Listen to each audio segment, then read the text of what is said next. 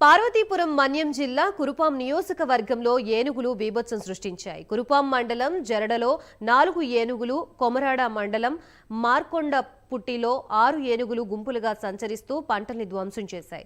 ప్రతి సంవత్సరం పంటలు వేసే సమయానికి ఏనుగులు వచ్చి తమ పంటల్ని నాశనం చేస్తున్నాయని రైతులు వాపోతున్నారు. దీంతో ఏనుగులు సంచరించే గ్రామాల్లో ప్రజలకు అటవీశాఖ సిబ్బంది అవగాహన కార్యక్రమాలు చేపడుతున్నారు.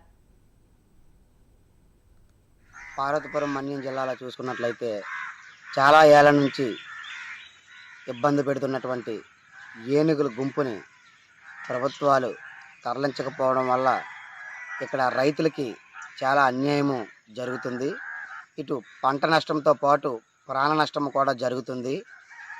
కరెక్ట్గా పంటలు చేతికి అందుకొచ్చే టైంలోనే ఏనుగులు వాటిని ధ్వంసం చేయడం వల్ల రైతులు చాలా ఇబ్బందులు పడుతున్నారు.